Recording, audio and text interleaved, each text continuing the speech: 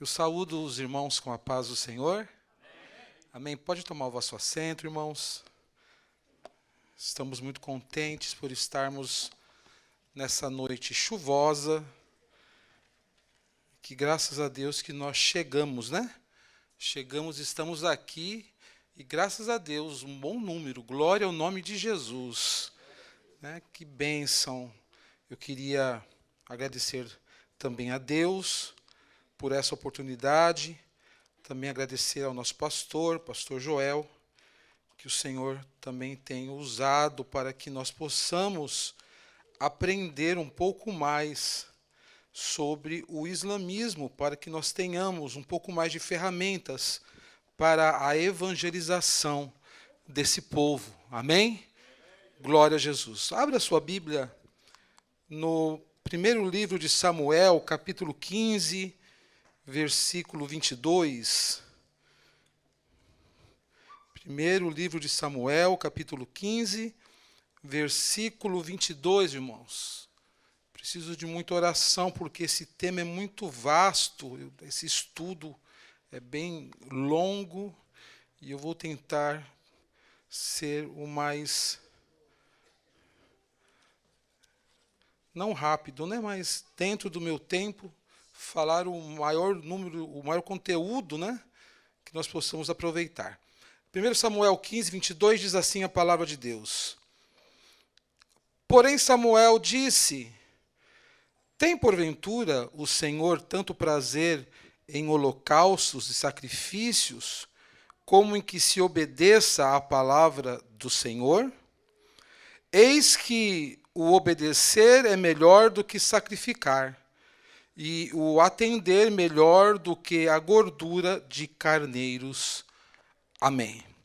Irmãos, esse estudo do ritual e tradição, a intimidade e comunhão. Eu vou ser sincero que quando nós vemos essa cultura, quando nós identificamos e começamos a estudar o islamismo, é difícil nós entendermos como pode alguém poder seguir uma religião, né, que é, de certa forma, tão fria, tão diferente do que nós vivemos no nosso dia a dia, não só com Deus, mas também com os nossos irmãos. Né? É difícil você entender, e aí você percebe como o diabo ele é astuto, né? E ele tem os seus métodos também, né? Mas, aliás, né, essa forma de querer modificar a palavra de Deus não é tão nova, né? Ultimamente nós temos muito ouvido falar sobre isso, né? As pessoas querendo mudar a palavra de Deus, querendo fazer uma mudança nisso, né? Para que a palavra de Deus não seja eficaz como ela realmente é, né?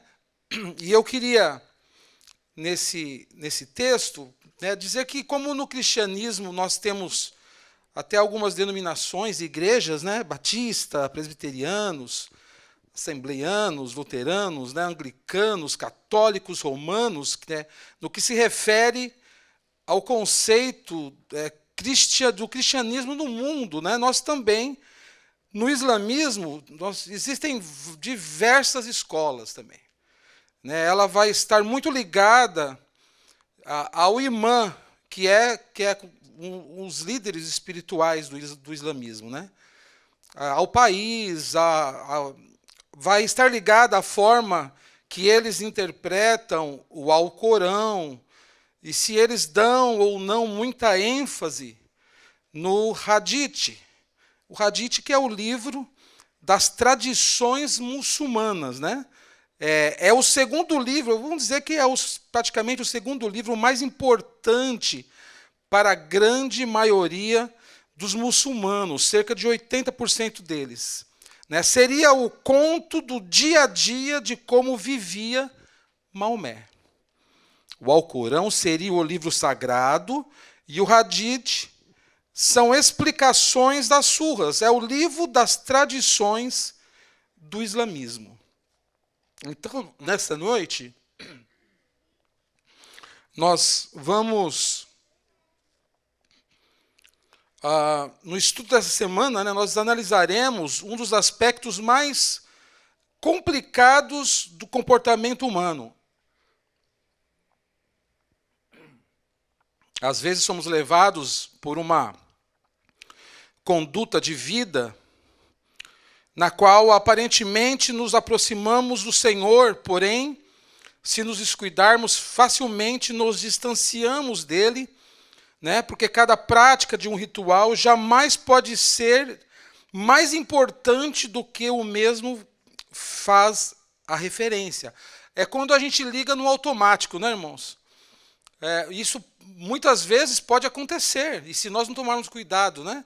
Aquele costume, né, de sempre fazer, às vezes, né, de manhã ou à noite, aquela oração para comer, né, que isso se torna, muitas vezes, um ritual para alguns, e aquilo se torna não mais uma oração, e sim, a gente costuma dizer que se torna uma reza, né?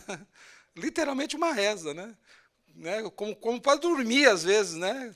Com Deus eu acordo, com Deus eu durmo, amém, né? Aquela rezinha do dia a dia, mas não. Né? Essa é o grande desafio que nós temos diante de nós mesmos, de nós sempre quando formos falar com o nosso Deus ou fazermos algo referente ao nosso Deus, nós sempre fazemos algo com qualidade, sabendo que o Senhor, Ele está conosco e Ele está juntinho de nós. E Ele espera que nós tenhamos um relacionamento, do qual nós vamos falar aqui também, né, de intimidade e de comunhão. Né? Para entendermos isso, é preciso analisarmos com cuidado a definição e conceito das de palavras tão comuns do dia a dia, e que são ligadas à vida cristã ou religiosa dos devotos de diferentes crenças. Né? No caso em questão, os muçulmanos. A compreensão sincera dessas expressões nos ajudará a entender o quanto é sério este assunto. E há uma grande diferença que nós falamos em se cumprir um ritual, procurando seguir todos os detalhes da tradição, desde no qual fomos ensinados.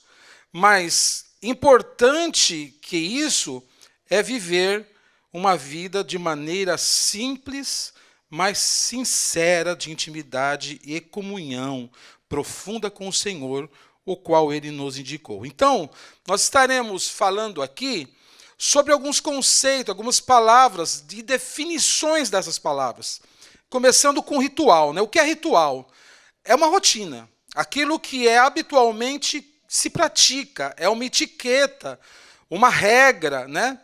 Como pode ser também um estilo usado no trato entre as pessoas.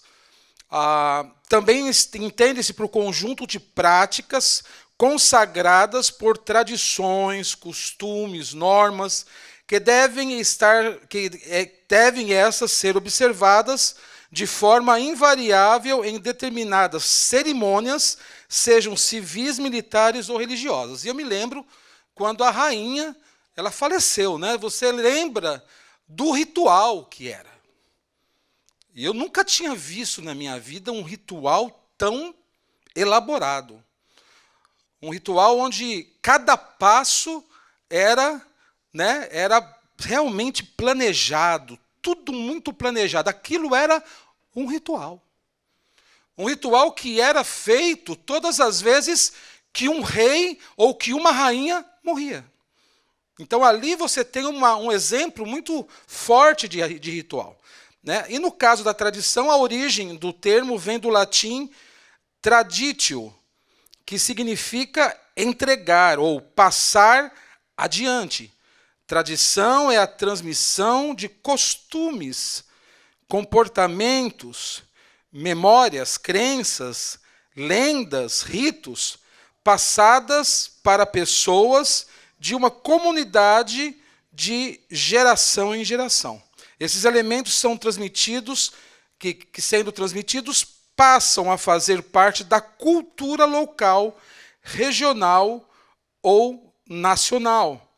Para que a tradição seja estabelecida, é necessário muito tempo, tendo início primeiro no hábito e, após esse criado e firmado, torna-se em tradição.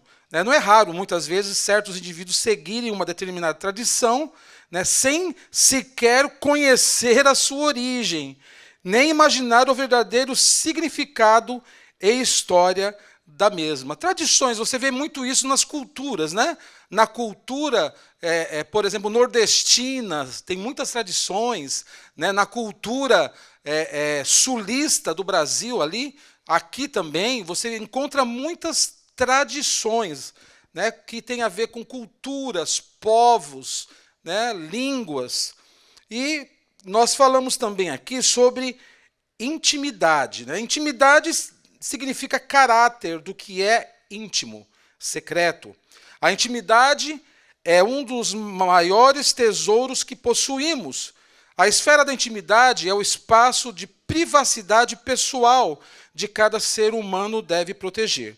Embora confiemos parte de nossa intimidade à pessoa de confiança, deve existir um espaço que é único e especial seu. Intimidade. Nós temos intimidade e nós percebemos que a intimidade ela vai variar de pessoa para pessoa.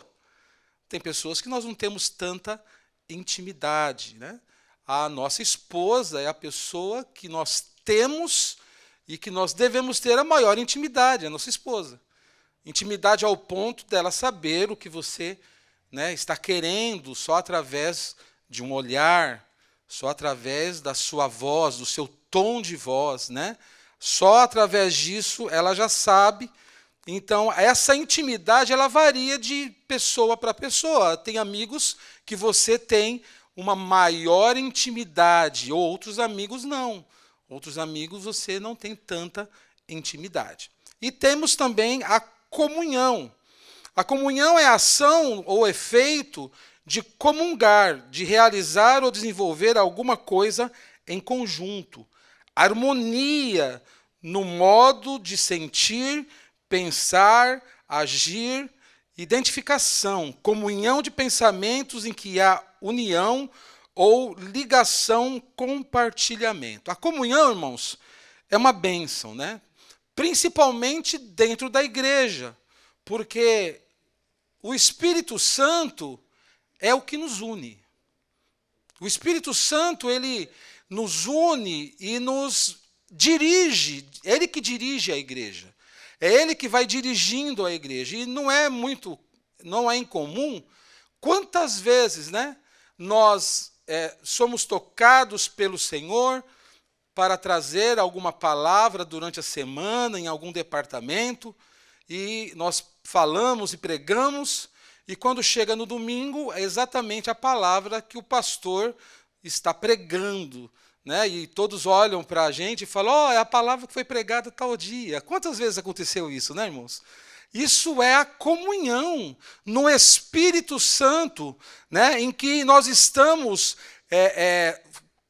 fazendo a comunhão unidos no mesmo sentido, compartilhando um mesmo pensamento, o Espírito Santo nos orientando para que a igreja ela vá para uma determinada tarefa específica. E quando você vê, todos estão envolvidos nesta comunhão.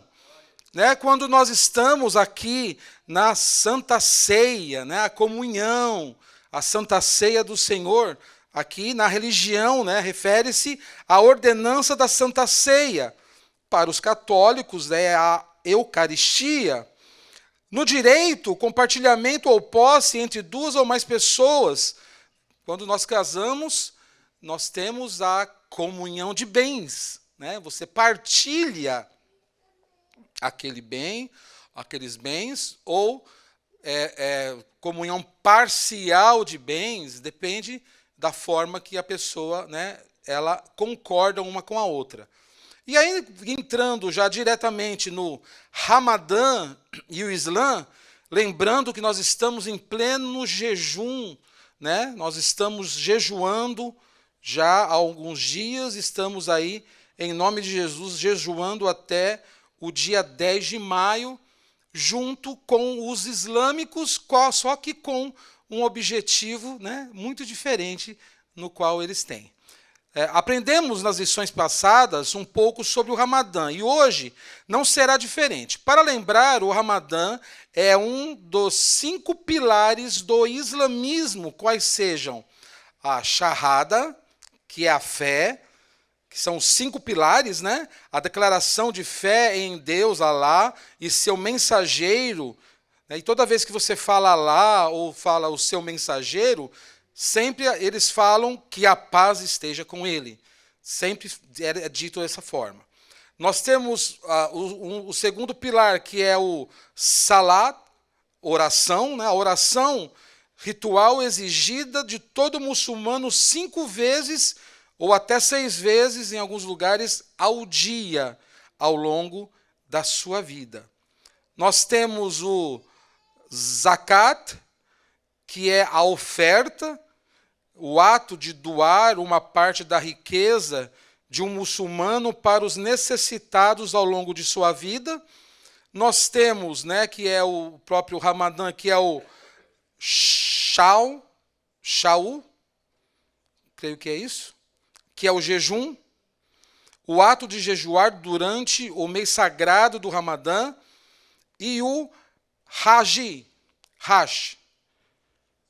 que é a peregrinação, que todos conhecem, né? Que é a peregrinação sagrada a Meca, é exigida de todo muçulmano, pelo menos uma vez na vida, se estiver ao seu alcance, que é quando você vê aquele tumulto que acontece em volta daquela pedra enorme ali, onde todos ficam ali em orações e girando e dando voltas naquele lugar.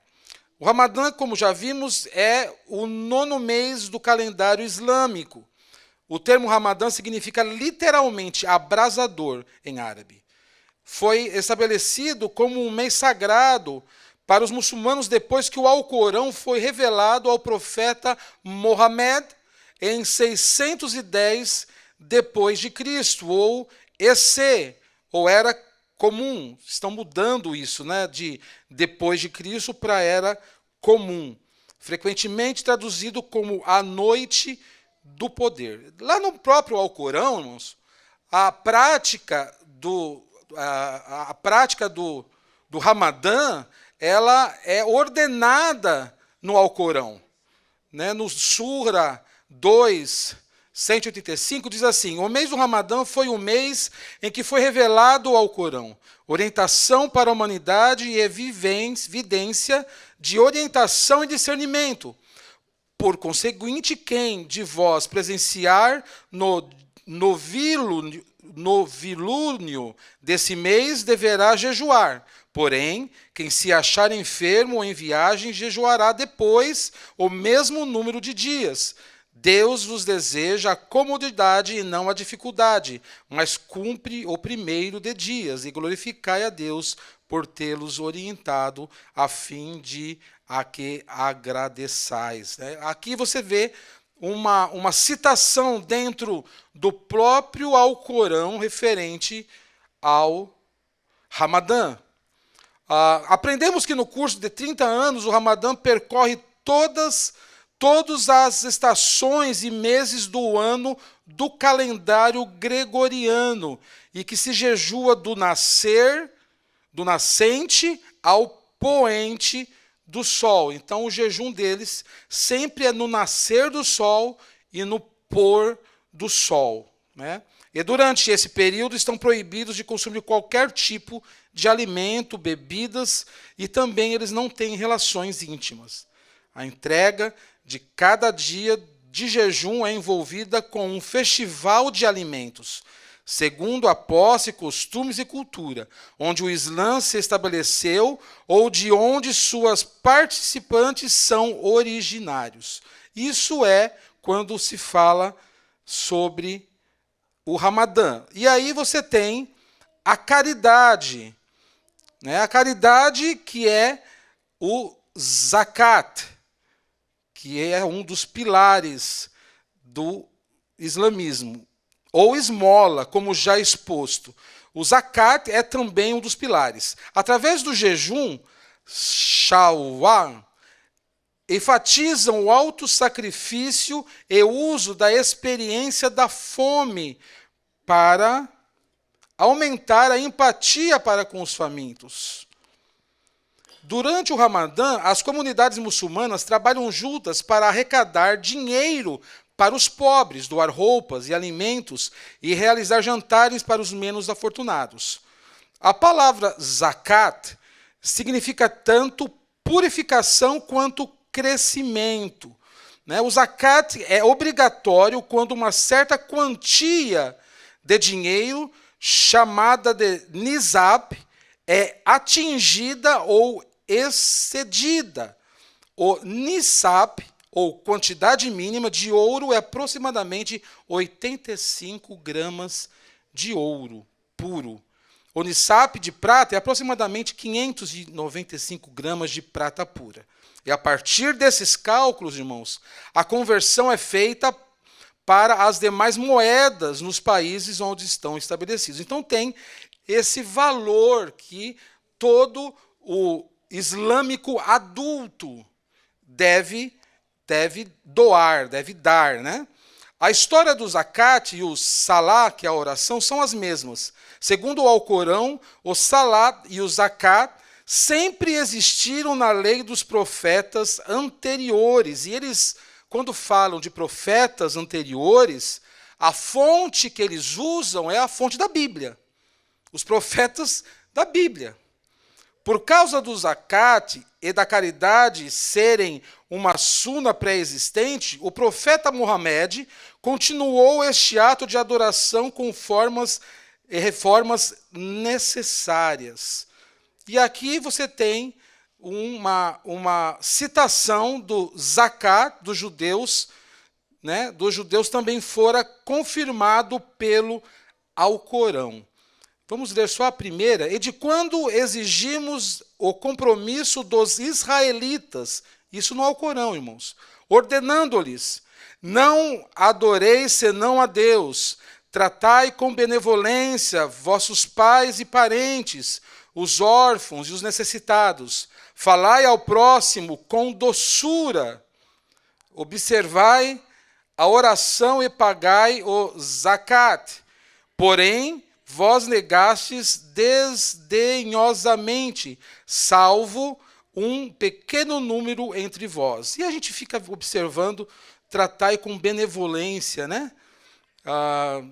Os vossos pais, os necessitados, né? E então a gente vê que eles tratam com benevolência. Os cristãos, por exemplo, eles não tratam com benevolência, né? A gente sabe que não, né? É uma coisa que eles não vão fazer, né? E aqui nós temos também um milagre. Veja interessante no milagre do profeta Isa, Jesus, falando mesmo sendo recém-nascido. Irmãos, eles têm uma citação de Jesus recém-nascido falando, né? Então isso aqui realmente é algo muito interessante. Diz assim o Sura, que diz assim: então ela lhes indicou que interrogassem o menino, que no caso para eles Jesus, recém-nascido. Disseram: como falaremos a uma criança que ainda está no berço? E ele lhes disse, Jesus: sou o servo de Deus, o qual me concedeu o livro e me designou como profeta. Fez-me abençoado onde quer que eu esteja, e me recomendou a oração zakat, a paga do zakat, enquanto eu viver. Então, segundo eles, Jesus pagou o zakat também.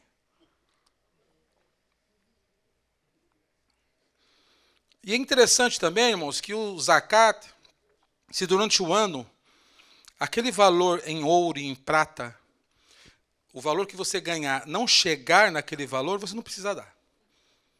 Você não precisa dar, só vai dar se chegar no valor. E se chegar no valor, comparado com a nossa contribuição que nós damos, né, o nosso dízimo, é 2,5% o valor. Bem menor do que aquilo que nós damos voluntariamente e com alegria, né? Nós temos também as orações. A oração é um dos pilares da fé islâmica. E por isso, os islâmicos dedicam bastante atenção ao cumprimento do ritual da oração. E nós já estudamos aqui, né, que segundo a tradição Alá havia exigido 50 orações por dia, mas aconselhado por Moisés, Mohamed conseguiu um desconto e reduziu o número para 5 orações, né? Então, aqui a oração deles é 5, em alguns lugares 6, né, por dia. Cada um desses períodos, além de serem nomeados, ainda contam com um horário específico, o qual muda a cada dia. Existem aplicativos, irmãos, que mostram para eles os horários em aonde eles estão, para que eles façam isso. Você vê a organização desse povo. Eles são muito organizados. E como o nosso pastor já disse, que ele já visitou um país islâmico na época do Ramadã, causa vergonha para nós. Muitas vezes nós estipulamos uma tarefa em conjunto e a gente se entristece muitas vezes com o descaso de alguns que não fazem no sentido de reverência, não fazem com alegria. Aí você vê pessoas que servem um Deus, né, que não existe, um Deus que engana totalmente e fazem muitas vezes com maior devoção ainda. Segundo a interpretação dos estudiosos e imãs, a ordem do Alcorão e a tradição do Hadith, que é aquele livro, determinam que existem 12 razões importantes para a prática do Ramadã. Então, eles dizem que o Ramadã, é necessário que todo ano você faça esse jejum, faça esse ritual, para que você pratique essas 12 razões que são importantes para eles. Vejamos: desenvolvimento do caráter, autorreflexão, desenvolver compaixão, desenvolver a adaptabilidade, cultivar o amor, elevar do espírito, desenvolver clareza na mente, desenvolver um estilo de vida saudável, treinamento moral, consciência de vida e morte, conexão com o Alcorão e hora de celebração de Alá. Então, esses 12 são 12 práticas, são 12 razões para a prática do Ramadã. No entanto, se observarmos os belos propósitos acima apresentados, e se os mesmos pudessem ser alcançados sinceramente na totalidade, e ainda se o Ramadã fosse praticado sinceramente com esse objetivo, com certeza o comportamento muçulmano seria diferente. É muito claro que, né, faça o que eu digo, mas não faça o que eu faço. E aqui você vê até umas figuras, irmãos, né, imagens aqui do site oficial britânico, né, dando ênfase ao Ramadã. Né? E uma coisa que eles fazem com muita propriedade é se adaptar à cultura. Né? Eles se adaptam muito facilmente à cultura. Como outros países se adaptam. Os japoneses, por exemplo, os chineses se adaptam muito fácil. Né? Então, você percebe que alguns países eles têm um compromisso muito acirrado com o islamismo. Por quê, irmãos? Porque na sociedade, grande parte da sociedade já é islâmica. E governadores ou prefeitos ou pessoas que estão em lugares da sociedade em evidência, muitas vezes são islâmicos. Né? E o governo se sente na obrigação de atender, né, as reivindicações deles também. Né? Então, isso é por isso que acontece esse tipo de benefício também. Grandes instituições e governos islâmicos fazem qualquer tipo de aceno simpático e cordial ao Natal, Páscoa ou outros mais, fazem? Tenho muita dúvida sobre isso. Né? Como foi falado aqui, né? Quando se trata de cristianismo, as coisas mudam totalmente, né? E como fica a questão? Onde estão as mudanças de caráter promovidas no Ramadã? Sendo que o ódio ao nome de Jesus cada vez cresce mais, né? Onde fica essa questão? Onde essa compaixão, quando suas mulheres... Onde está a compaixão quando suas mulheres continuam vivendo diante do medo? Subjugadas, essas realmente subjugadas, sem voz ou direito, enquanto o homem pode ter até 4 esposas. Poderíamos dizer muito mais, né? Muitas coisas que acontecem, é aquilo que eu falei no começo da palavra, a gente fica abismado como que funciona isso, né? Com tantas coisas que fazem com que as pessoas sejam aprisionadas, as pessoas sejam subjugadas, né? É complicado. Do ritual à tradição, à intimidade e comunhão. Agora vai melhorar um pouquinho mais, né? Intimidade e comunhão já é para nós aqui, né? Glória a Jesus. A nação de Israel também cometeu os mesmos erros, quando achou que o ritual e a tradição resolveriam tudo. No texto base para essa meditação, vemos isso bem claro. O Senhor Jesus não tem interesse nenhum em que simplesmente se cumpra um rito. Por mais perfeitos que sejamos e capazes de executá-lo. É o que nós lemos, acabamos de ler em 1 Samuel 15, 22. Em 1 Samuel 15, 22, eis que o obedecer é melhor do que sacrificar. Infelizmente, até hoje, muitos deles ainda não entenderam aquilo que, de maneira tão simples e direta, o Senhor usou Samuel para lhes dizer. Vemos nesses tempos quantos ditos cristãos estão amargando a tristeza vazia, a vida vazia, cheia de rituais e tradições, e zero intimidade e comunhão com Deus. É aquilo que nós falamos, né? Não deixar as coisas no automático. Não deixar que aquilo seja algo que você não está nem percebendo. Sabe quando você pega um carro e vai para algum lugar, e você chega no lugar de destino, e você fala assim, quando você chega, como que eu cheguei aqui? Já aconteceu isso com você? Você chega no lugar e você fala assim, meu Deus, será que eu fiz alguma besteira? Porque eu não vi como eu cheguei aqui, eu cheguei. Porque você está no automático. Nós não podemos ser assim. Quando você começa a dirigir, você presta atenção em tudo, né? Quando eu estava no Brasil, você é carro automático, tem que pôr a primeira, peraí, segunda, tal.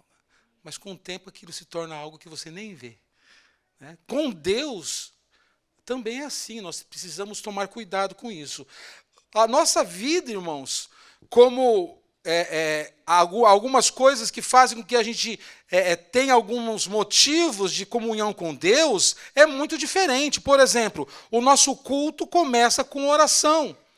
Em Hebreus 4,16, cheguemos, pois, com confiança ao trono na graça, para que possamos alcançar misericórdia e achar graça, a fim de sermos ajudados em tempo oportuno. Essa é a oração, é chegar no trono da graça. Nós temos no nosso culto, nós temos essa liberdade de estarmos diante de Deus, num diálogo sincero. Não é um ritual onde você faz uma oração, uma reza, né? Nós temos, graças a Deus, né? Não se repete, né? A gente pode até repetir alguma coisa, mas é com consciência, sabendo o que você está fazendo, o que você está falando. Glória ao nome de Jesus. Em 1 Tessalonicenses 5,17, diz, orai sem cessar. Peça-lhe um momento de atenção e ore por ele e por sua família. O impacto disso será tremendo. Ou seja, quando você conhecer um muçulmano, ore por ele. Ore por ele. o nosso pastor que fez o estudo, o pastor que fez esse estudo é o pastor Francis Brito, e ele disse que quando ele fala com o landlord, que é a pessoa que aluga lá na igreja, né, o lugar que a igreja faz o culto, ele sempre pergunta para ele: posso fazer uma oração por você? É um muçulmano, e ele é um muçulmano. E ele fala: claro, oração nunca é demais. Já viu isso, não? Você já ouviu isso? Alguém falar isso para você? Oração nunca é demais, né? E ali naquela oração, você transmite uma palavra, né, que vai remeter ao conhecimento do Senhor Jesus. Porque aquele momento vai ser o único momento que ele vai ter de contato com Deus verdadeiro.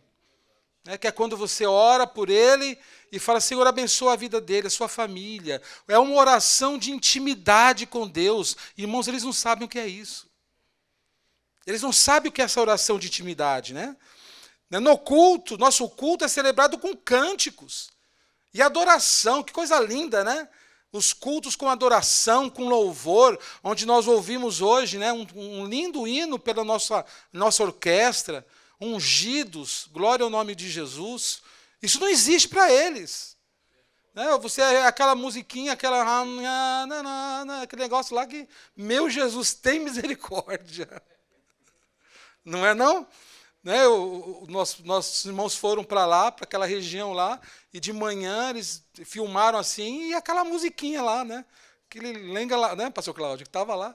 O cara ficou até gostou da musiquinha, mas né? não dá para gostar, irmãos.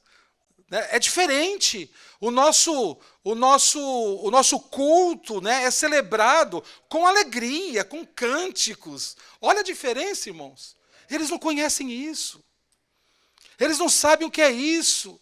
Eles precisam sentir o gostinho do Espírito Santo, o gostinho da salvação, né? E é a nossa tarefa. Nós estamos, talvez você não conheça muita gente muçulmana, muitos muçulmanos. Na Europa, irmãos, está cheio. Na Europa, onde você vai, quem vai sempre para a Europa sabe disso, né? Aqui tem também. Já tem bastante gente, a gente vê muita gente aqui na Flórida já, né? Então, nós temos, glória ao nome de Jesus, esses fatores que fazem com que nós tenhamos uma diferença, irmãos, muito grande de intimidade e comunhão com Deus. Em Salmos, glória a Jesus, Salmos 22:3, porém tu és santo e que habitas entre os louvores de Israel.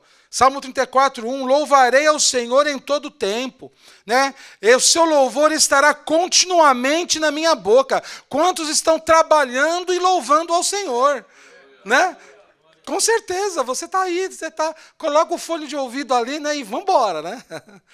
Estamos ali adorando a Deus e estamos adorando o nome de Jesus, porque o Senhor é um Deus presente na nossa vida.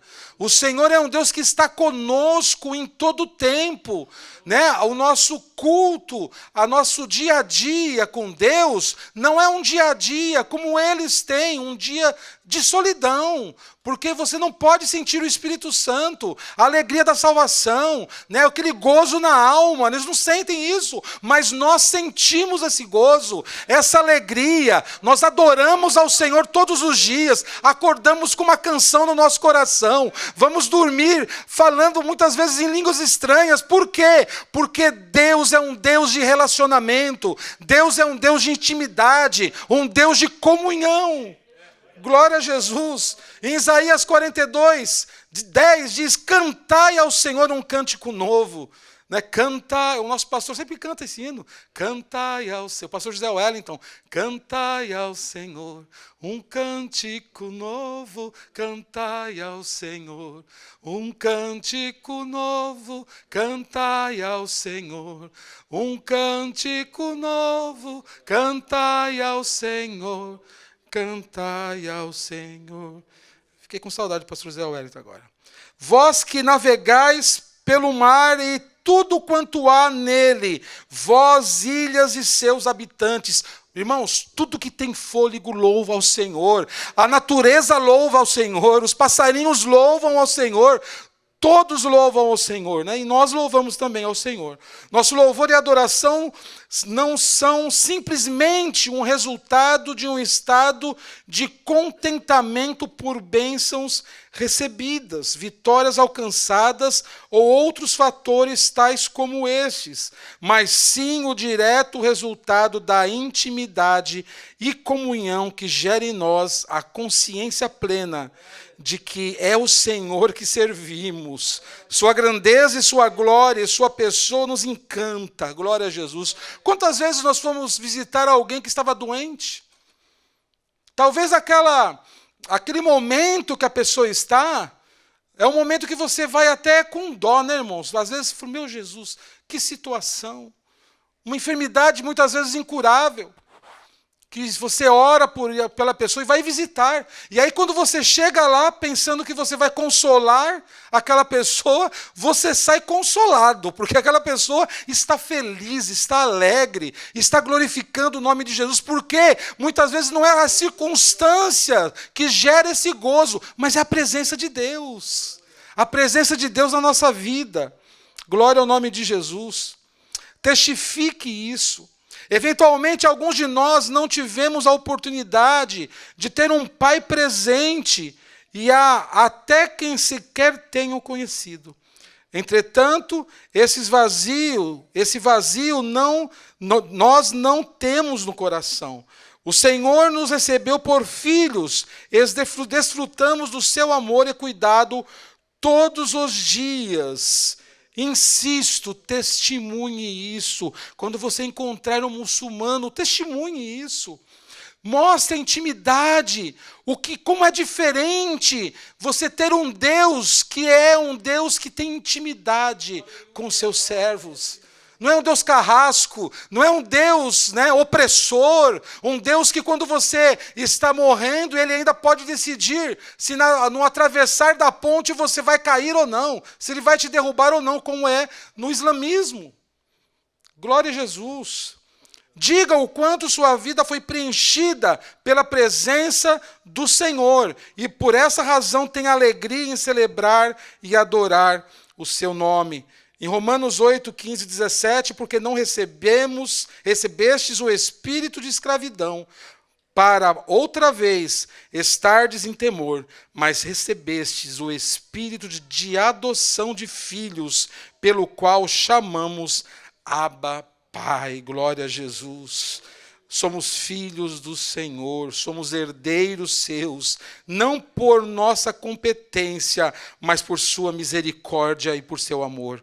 Glória a Jesus. E na conclusão, poderíamos falar muito sobre este assunto e voltaremos a falar brevemente. Entretanto, ficaremos muito felizes se realmente conseguirmos colocar em prática as instruções aqui expostas. Observe que o nosso foco é demonstrar que tudo que se faz no Ramadã nada mais é do que ritual das tradições culturais islâmicas, que nenhum impacto espiritual provocar na vida dos seus praticantes. Pelo contrário, muitos ataques terroristas foram praticados justamente durante o Ramadã, né? São aqueles radicais que nessa época do Ramadã, onde se encontra o maior número de atentados, né, irmãos? Glória a Jesus. E nós estamos já terminando, irmãos, o nosso tempo já acabou. Os irmãos têm aqui o seu livrinho para estudar com mais calma, né? Com mais tempo, em nome de Jesus. E a nossa gratidão ao Senhor Jesus pelo nosso pastor que tem ensinado para que nós possamos, né, aprender um pouco mais sobre o islamismo. Nossos pais, eles aprenderam sobre o catolicismo. E naquela época era um pouco mais fácil, porque as pessoas já nasciam naquele contexto, né? Hoje não. Hoje nós precisamos correr atrás do prejuízo, em nome de Jesus. E aprendermos o quanto antes, e os nossos filhos muito mais. Né? Nós precisamos incentivar os nossos filhos, os nossos jovens, a isso, porque lá na faculdade, lá no college, eles vão encontrar islâmicos que vão estar pregando para eles sobre o Islã. né? E nós precisamos estar preparados para que eles possam defender a nossa fé. E não só defender a fé, mas também falar com propriedade, sabendo o que está do outro lado. Amém? Que Deus abençoe os irmãos em nome de Jesus e eu agradeço a oportunidade.